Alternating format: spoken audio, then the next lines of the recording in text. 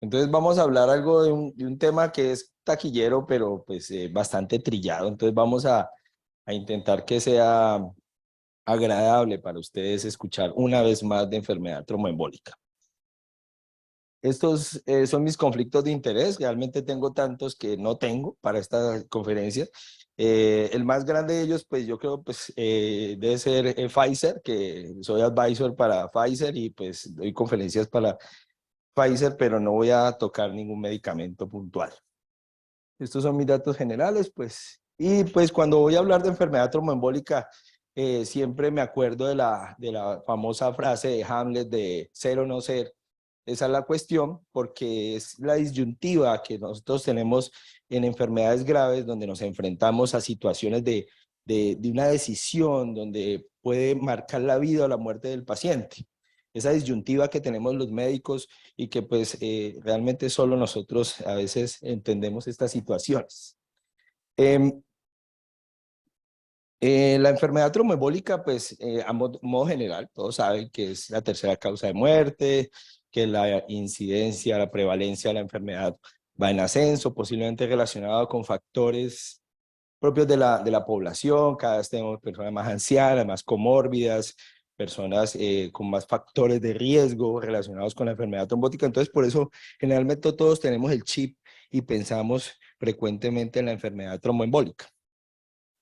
Eh, Igualmente, en el espectro amplio que tenemos de la enfermedad tromboembólica, tenemos el paciente que llega en muerte súbita, en arresto cardíaco, en estado de choque, o también tenemos el paciente que puede llegar por una condición diferente, porque llega por el abuelo que se cayó en la casa, el abuelo que tuvo un cuadro de desorientación, o que llegó por una situación de dolor torácico y disnea de causa no aclarada. Afortunadamente, contamos con evidencia amplia, guías, consensos, recomendaciones europeas, americanas, latinoamericanas de enfermedad tromboembólica, y por eso es que posiblemente la mortalidad en las diferentes series se ha visto en descenso. A veces vemos que los pacientes por enfermedad tromboembólica se mueren menos, pero es posiblemente porque se intervienen a tiempo, se sospecha, los médicos la tenemos en la mente, sabemos los factores de riesgo, reconocemos la profilaxis, todas estas cosas. Y yo creo que los médicos aprendemos más fácil y evocamos más fácil con historias, ¿no? Aprendemos de historias, es como lo bonito del aprendizaje en la medicina, que usualmente son historias, cuentos. Entonces, vamos a empezar con una historia, un paciente. Este es un paciente que recientemente vi con mis residentes y es el paciente que llega por un cuadro respiratorio, tos, disnea, poquito dolor torácico, pleurítico, había estado hospitalizado en periferia por un diagnóstico de una neumonía, le habían puesto antibiótico, el hombre mejoró un poquito, pero un poquito de aforesis, malestar general, no estaba grave para nada, entonces le pusieron lo clásico, ampicilina, sulbactam, el hombre pues no tuvo una mejoría clara. Esta era la radiografía de tórax del hombre. Aquí pueden ver pues esta opacidad en el receso costofrénico derecho, poquito elevado el diafragma y un corazón como grande. Entonces, cuando llegó, vieron esto y fue remitido directamente a valoración por neumología para que yo le hiciera una broncoscopia, porque tuve una neumonía y pues unos síntomas que persistían, poco 3 semanas que venía así, entonces dijo, no, una tuberculosis, que lo vea el neumólogo para que, y las vaciloscopias iban negativas. La tomografía pues tenía esta opacidad, ¿no? Un poquito heterogénea, no bien definida, como algo ilustrado en la periferia, una neumonía un poquito grande, le parecía a los médicos, entonces ahí fue cuando yo lo vi. Y entonces, como le vieron ese corazón grande, le hicieron un ecocardiograma y le vieron pues que tenía una fracción de eyección del 20%, dilatación de cavidades, tenía además de eso hipoquinesia global, alteraciones pues en la contractilidad, dilatación biauricular. Bueno, el hombre venía con una falla cardíaca, ¿no? Entonces, y también él venía presentando algo de edemas, dificultad respiratoria, entonces dijeron, no, tiene una falla cardíaca y tiene neumonía además de eso, lo cual pues ustedes, todos los que estamos aquí, pues día a día, eso es lo que llega, ¿no? Entonces, bueno, el hombre no estaba francamente malo, un poquito taquicárdico, lo más Y pues como esto es una charla de enfermedad tromboembólica, no les voy a hablar de neumonía, ¿no? Y pues tenía estos marcadores, un ProBNP elevado y ya venía con algo de injuria renal.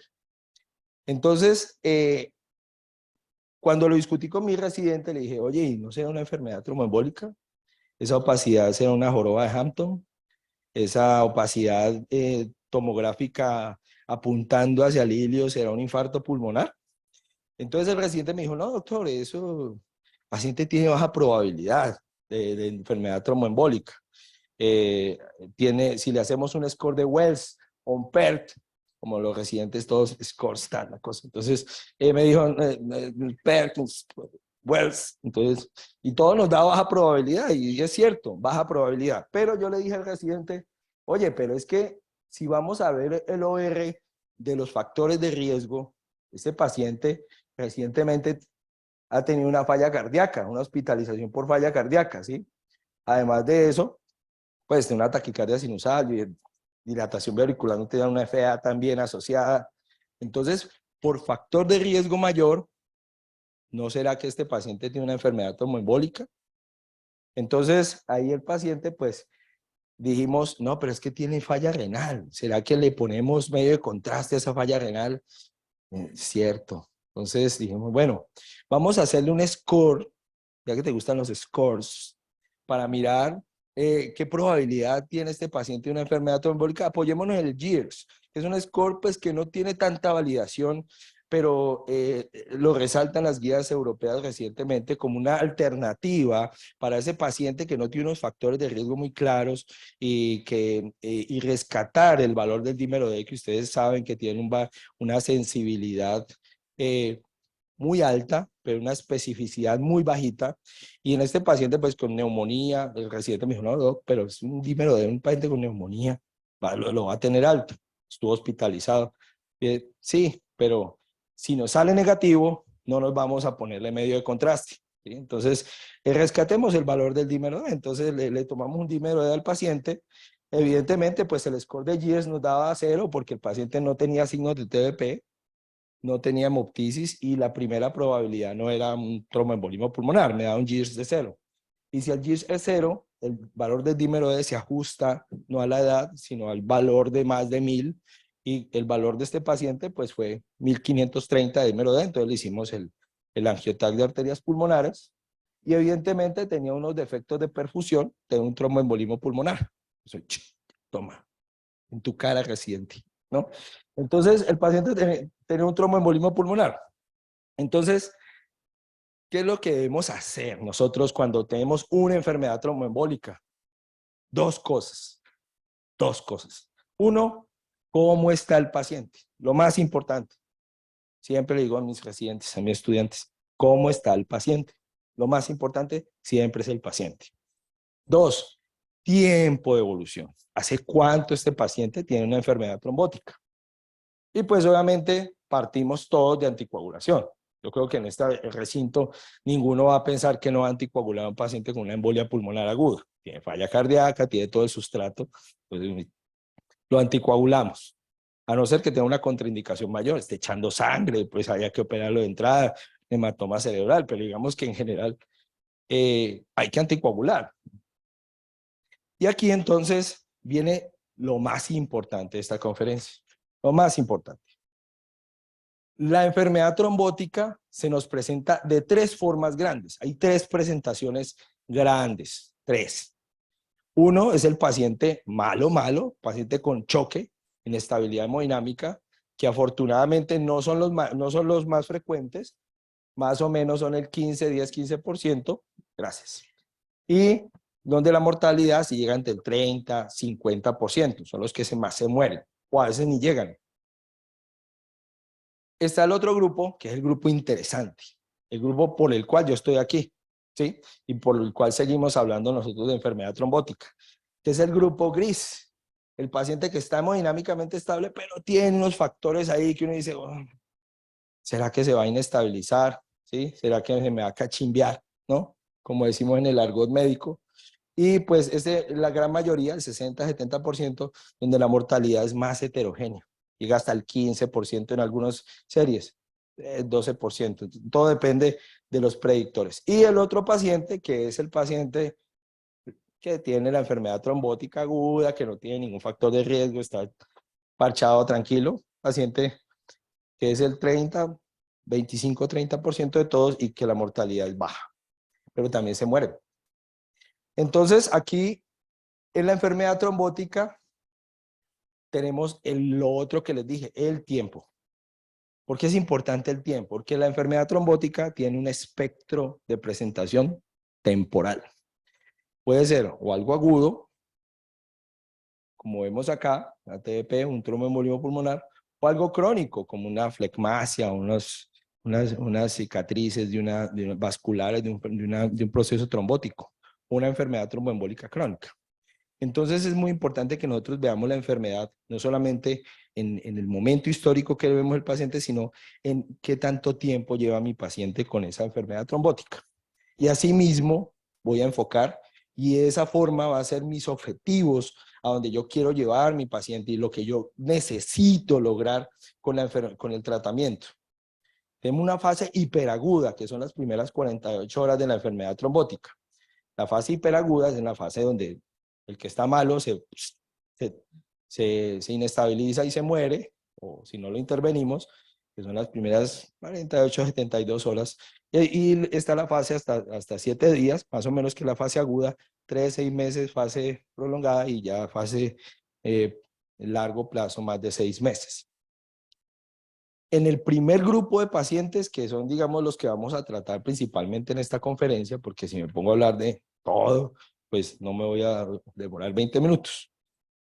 Es el grupo de las primeras horas, ¿no? El paciente que viene inestable, o el paciente que vamos a diagnosticar recientemente, paciente en los primeros 7 días de la enfermedad trombótica, principalmente. Y pues un poquito vamos a tocar el segundo grupo. Entonces, este grupo, el grupo inestable o el grupo de alto riesgo. El riesgo lo vamos a determinar con base en la condición clínica del paciente. Como les dije, lo más importante, el paciente. ¿Cómo está el paciente? Si el paciente tiene un estado de inestabilidad hemodinámica, que está choqueado pues definido como paciente pues en asistolia, arresto cardíaco, o que tenga una tensión arterial sistólica menor a 90, sostenida, que usted le puso un reto de líquidos y no le mejoró, que persiste hipotenso, o que tiene un descenso en la tensión arterial más de 40 milímetros de mercurio, ese paciente. Que no es explicado por una fibrilación, una arritmia cardíaca, o porque está séptico, que no es explicado por otra cosa, ese paciente lo definimos como tromboembolismo pulmonar de alto riesgo, o lo que llamábamos antes masivo, ¿sí? Ese. Y ese es el paciente que está en la espiral de la muerte, paciente que tiene dilatación del ventrículo derecho, presiones, las poscargas aumentadas en el ventrículo derecho, paciente que tiene esa interdependencia ventricular alterada, colapso del ventrículo izquierdo, caída del gasto cardíaco, ese paciente, el que no queremos ver, ¿sí? Y está el otro paciente, que lo voy a tocar así mismo de refilón, para que avancemos, y es el paciente del grupo gris. Porque en el grupo gris vamos a tener pacientes que están acercándose al grupo de alto riesgo. ¿Qué herramientas tenemos nosotros? Se me desconfiguró bueno, cambio de Mac a estos computadores. Bueno, entonces, ¿qué herramientas tenemos? El angioTAC de arterias pulmonares, el TAC de tórax, un radiólogo juicioso que nos informe a los clínicos que tiene dilatación del ventrículo derecho, que tiene rectificación del septo, que tiene signos de disfunción del ventrículo derecho. Ese radiólogo nos va a servir muchísimo porque es equiparable al ecocardiograma. Entonces, si yo ya le hice diagnóstico al paciente y en el mismo angioTAC están reportando disfunción del ventrículo derecho, signos de alteración de las cargas del ventrículo derecho, yo ya con eso puedo decir, listo, este paciente tiene criterios de severidad solo por tomografía, no voy a esperar el ecocardiograma para esperar este resultado. La otra herramienta es el ecocardiograma, el clásico. Recuerden que el ecocardiograma no me sirve para diagnosticar enfermedad tromboembólica aguda, no me sirve para diagnosticar tromboembolismo pulmonar. El ecocardiograma me sirve a mí para estadificar y definir si la inestabilidad hemodinámica del paciente es por tromboembolismo pulmonar o tiene otra explicación. En el paciente que yo todavía no tengo diagnóstico y que quiero saber, está el paciente choqueado, 4 cámaras, apical, sifoidea, miran, listo. No tiene disfunción del ventrículo derecho, el paciente tiene la causa del tromboembolismo, la causa de inestabilidad no es por el tromboembolismo pulmonar. Si el cardiografista dice, listo, sí, tiene disfunción ventricular derecha y está choqueado, bueno, posiblemente tiene un tromboembolismo pulmonar con masivo pues, o con de alto riesgo. La otra herramienta que yo tengo, además de la tomografía, del ecocardiograma, es el score de PESI, y es el recomendado para todos ustedes. ¿Sí? El score de PESI, todo lo tenemos en el teléfono, todo está en internet, pues todos tenemos acceso al PESI. Y es recomendable hacerlo para establecer el riesgo. Y ahí venimos a esta tablita, la tablita clásica de la guía europea, donde definimos el grupo gris intermedio como grupo gris alto, gris bajo, grupo intermedio alto, bajo, dependiendo de que tenga predictores de severidad.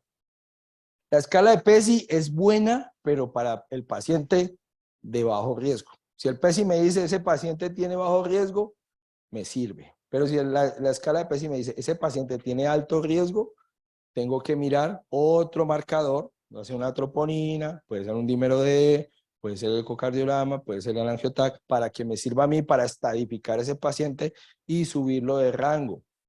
¿Eso con aras de qué? ¿Para qué yo necesito estadificar mi paciente? Para saber qué le voy a hacer. Porque si todo lo hago en scores, el riesgo, no sé qué tal, pero no tomo una conducta con eso, pues insulso. Entonces, esta estadificación de la enfermedad, que debe ser dinámica, no es que ingresó y yo le hice todos los scores y me quedé quieto. No. El paciente, como les dije, la enfermedad tromboembólica es dinámica y el paciente puede ingresar en riesgo intermedio y pasar a alto riesgo en las primeras 48 horas. Entonces, esto no es algo que deba hacer en una sola, lo vi, foto y así se quedó el paciente. No, esto es algo que debe ser evolutivo, dinámico en la evaluación nuestra cuando estamos enfrente del paciente. Entonces, la conducta de los pacientes inestables, pues es básicamente liberarle presión al ventrículo derecho. Y en los pacientes que están en riesgo intermedio alto, prevenir el colapso y acelerar la resolución. Aquí hay controversias, pero preferí tomar una postura en esto, pues para aportar algo diferente a lo que dicen las guías, porque si uno viene aquí a hablar de guías, pues se lee en eso. Entonces, tratamiento de reperfusión. Digamos que lo que ya sabemos todos es la trombolisis sistémica. Principal beneficio de la trombolisis sistémica, primeras 72 horas. Ahí es donde más vamos a impactar en el paciente inestable, liberando de presión del ventrículo derecho, disminuyendo resistencia vascular y mejorando y disminuyendo la presión arterial pulmonar. Y la otra terapia que es hacia donde apunta posiblemente el futuro es la trombolisis asistida por catéter o la trombolisis mecánica por ultrasonido. Bueno, hay diferentes herramientas que tenemos para asistir a estos pacientes. Y la última que es la embolectomía quirúrgica, que yo con los cirujanos no me meto. Con unas personas no me relaciono. Casi me toca. Mentira, son grandes amigos cirujanos. También piensan, no piensen mal. Ellos tienen también cabeza. Entonces, trombolisis sistémica. La trombolisis sistémica es muy, ustedes ya saben, disminuye mortalidad, pues en cierta forma disminuye mortalidad, pero es muy importante que, pues ya ustedes saben que hay unos, digamos, protocolos, esto no se los voy a repetir, que se deben llevar a cabo y pues el Actilice, el reactivador del plasminógeno tisular, digamos, es el más recomendado para que usemos. Esto sí es muy importante. ¿A quiénes no? Y estos pacientes posiblemente son los que nosotros debemos llevar a una trombolisis asistida o una trombectomía mecánica. Si mi paciente está inestable, tiene disfunción del ventrículo derecho, tiene una tensión arterial ahí limítrofe, tiene hipoperfusión renal, tiene algo de alteración de la conciencia, no está choqueado, ni está en asistolia, posiblemente por consenso de grupo, que ahorita voy a hablar un poquito de eso, podemos decidir llevar a este paciente a una terapia de reperfusión, porque tiene alto riesgo, tiene un EPOC, tiene una falla cardíaca, tiene otras situaciones que me condicionan a mí el riesgo. Entonces es importante tener en cuenta esto. Actualmente las técnicas que nosotros debemos decidir, no, este paciente no lo puedo trombolizar, debe irse a un manejo endovascular. Pues debe ir, idealmente, lo que ya les dije, el paciente que tiene contraindicación para una trombolisis sistémica, el paciente que falló la trombolisis. La trombolisis sistémica tiene una falla aproximadamente entre el 8 y el 10% de los pacientes que yo trombolisis pueden fallar. Cuando yo decido que falló la trombolisis, a las 36 horas más o menos. ¿En cuánto tiempo yo sé que la trombolisis me sirvió? 3 horas más o menos, ¿sí? Y lo que debo decidir en la trombolisis a las 36 horas, que a veces puede ser mucho tiempo, porque en 36 horas puede pasar mucho, yo en ese tiempo pues debo decidir si en un ecocardiograma de control, porque a veces el ecocardiograma no cambia inmediatamente, el trombolítico puesto, ecocardiograma mejorado, no. A las 3 horas yo voy a ver más o menos que disminuye la resistencia vascular pulmonar, que va mejorando el paciente, que mejora el TAPSE, no es inmediato. A veces es más rápido la mejoría y eso lo presencian los hemodinamistas cuando están haciendo la aspiración del trombo. Ahí, ellos sí presencian eso ahí, en el momento. Bueno, entonces, estas son las indicaciones para llevar al paciente a cateterismo. Estas son las técnicas, hay nuevas técnicas, eso están innovando con dispositivos. Hay uno que tiene la puntica hacia arriba, otro hacia abajo, nitinol, que una sombrillita. Hay un poco de cosas, aspira, otro que tiene un ultrasonido y aspira. Eso hay diferentes herramientas para la trombolisis. Importante es que sea un centro de experiencia para hacer estas cosas. La anticoagulación. En este momento el escenario de la heparina no fraccionada es el paciente que está choqueado, inestable. Ese paciente que yo sé que voy a trombolizar, heparina goteo. El otro grupo de pacientes que está intermedio, que yo de pronto no lo voy a trombolizar, puedo darle chance a la heparina no fraccionada. Y ya para terminar, muchachos, y no cansarlos más, vamos a hablar rápidamente del grupo de bajo riesgo. Este grupo sí lo vamos a anticoagular y se le puede dar egreso temprano. Apixaban, dabigatran, rivaroxaban.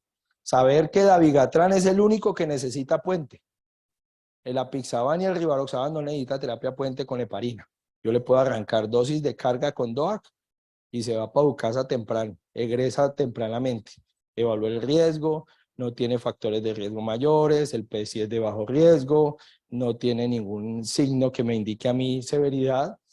Como médico estoy tranquilo porque a veces el internista me dice, uy, le damos salida, y yo, bajo riesgo, no, pero dejemos unas horitas más, un día. La tranquilidad es importante, míralo, mañana le damos salida, no hay problema. Lo importante es que todo el mundo esté tranquilo. Al otro día, ¿cómo es? Bien, perfecto, listo, aquí para casa. Las muestras médicas que todos tenemos y que se va. ¿Listo? Importante, ¿a quiénes vamos a llevar más tiempo de anticoagulación? El paciente que tiene mayor riesgo de recurrencia, que es el paciente con síndrome antifosfolípido, segundo evento trombótico, paciente que tiene cáncer, ese es el paciente que yo voy a decir, no le voy a quitar la anticoagulación. En el resto de pacientes, dependiendo de si tiene factor de riesgo mayor o menor transitorio o un factor de riesgo no transitorio, a ello ya debo decidir si la anticoagulación va extendida. Y lo último para terminar es esto, hacia dónde apunta todo, a que, como lo dijo la doctora Vanessa ahorita, al final de su conferencia, los grupos, cada vez los médicos estamos más, nos debemos unir más, debemos estar más unidos y aprovechar el conocimiento, nos nutrimos mucho uno de otro. Ya no el internista, como les dije ahora de forma focosa, no se habla con el cirujano, no. Ahora nos tenemos que hablar, él me tiene cosas que enseñar, yo tengo cosas que enseñarle, más yo a él que él a mí, pero sí, es la verdad, pero ahí nos tenemos que ayudar.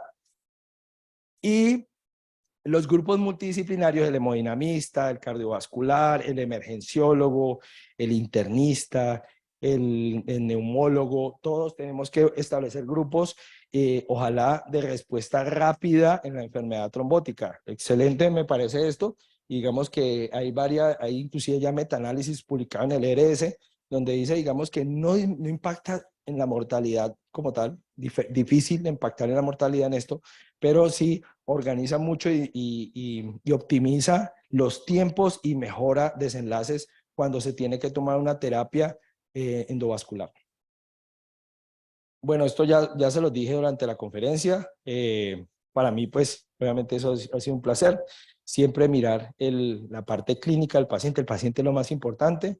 ¿Cómo está el paciente?